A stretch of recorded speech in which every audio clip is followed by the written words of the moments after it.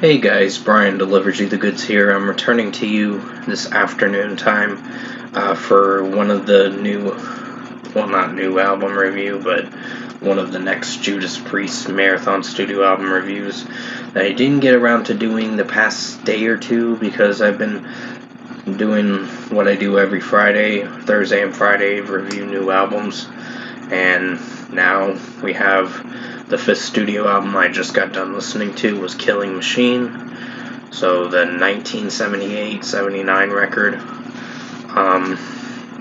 It didn't officially get its release in America till February 28th of 1979, so I'm going to discuss what I listened to for Killing Machine for the 11 songs on the record and let you know my thoughts on this album as a whole. So let's dive into this album review. Now, pretty much it starts with Delivering the Goods, which is actually something that is the title of my YouTube channel, Brian Delivers You the Goods. And there you go. We got a song called Delivering the Goods by Judas Priest, and it definitely rocks for sure.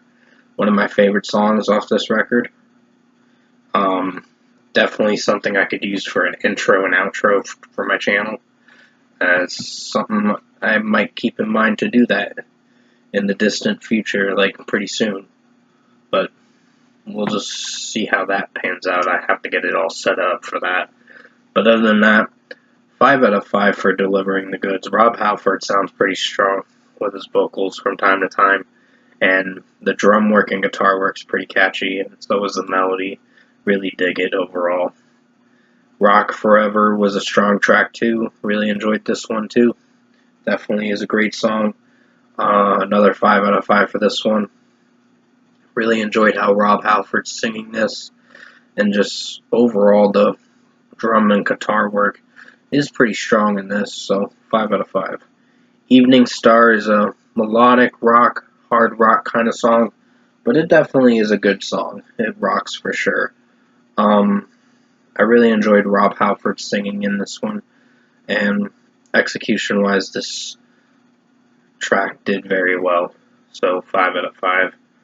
Then we get to Hellbent for Leather. This one was pretty good in its own way, but I had a little bit of critiques with this one, with how Rob Halford was singing it, the Hellbent for Leather lyrics and all that. It's just the way he was singing it. I don't know if I was on board with it, but the drumming and guitar work was the outstanding aspect of it. So this is a 4.75 out of 5.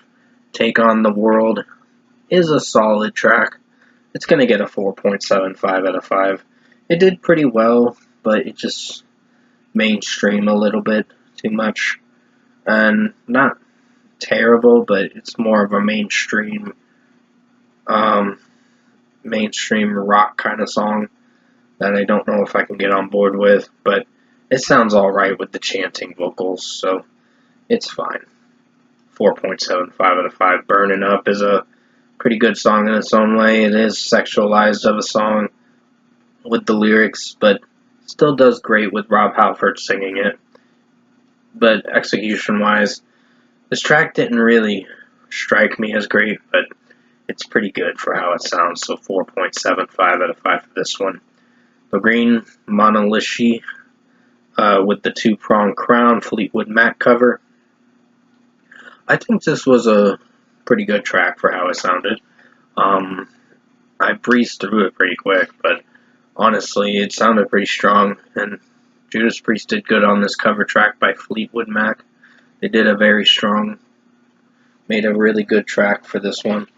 5 out of 5 for the covers, their own version of it. Fleetwood Mac, I believe, was the original artist or band to release this track. I don't know. I have to go look into this song to see where it all started from. Like, who was the original band or artist that came up with this song. I think it was Fleetwood Mac, but you can let me know in the comment section below. 5 out of 5. Killing Machine is a pretty good song in its own way. I don't know. This track did progress as you went through the rest of the track, but it still did really good for how it sounded. The way Rob Halford's singing it is alright, but execution-wise, it's going to get a 4.75 out of 5. Running Wild is one of my favorite tracks on this record. It does have some mainstream, heavy rock kind of sound to it, but it does pretty well with the drumming and guitar work, and the pacing of the song is pretty catchy, for sure. I really dig it. 5 out of 5. Before the Dawn is a melodic, mellow kind of song with nice acoustic work, and it did pretty well for how it sounded. So, Rob Halford sung it pretty well, and I'd give this a 5 out of 5 as well. It did pretty well in its own way. I mean, drum-wise and guitar-wise, it's solid for how it sounds. It's more of like an acoustic song, but it does very well for how it's played out and how the execution is at the end of the day. Was a strong track. And then Evil Fantasies, the closing track, which is the closing track to this record, is a pretty good song in its own way. Not a personal favorite, but it is one of the highlights, but it just has I have my critiques with this one. It has its faults in this track. Like, there are some moments where the execution does well, and other moments where how Rob Halford's singing it from time to time just kind of, it's like, it's a little bit iffy, but not terrible. So if I were to give Evil Fantasies its score out of 5, 4.75 out of 5 for this one. So overall, production, mixing, and execution-wise, I think Judas Priest Killing Machine was a pretty good record. Another one of my favorite records. I really enjoyed this one.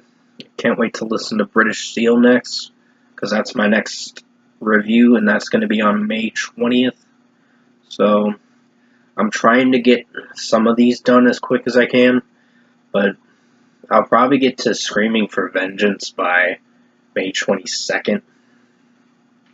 But yeah, I really enjoyed Killing Machine. It was another one of my favorite Judas Priest records, along with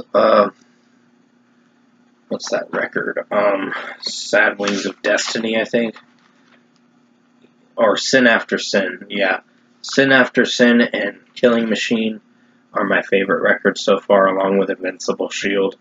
So, I've really enjoyed 3 albums of theirs. The other ones are good and solid and bad. Rock-a-Rolla is the worst, in my opinion. It didn't execute very well. But I think they've been progressing as I keep listening to this discography, and I've been enjoying it for the most part.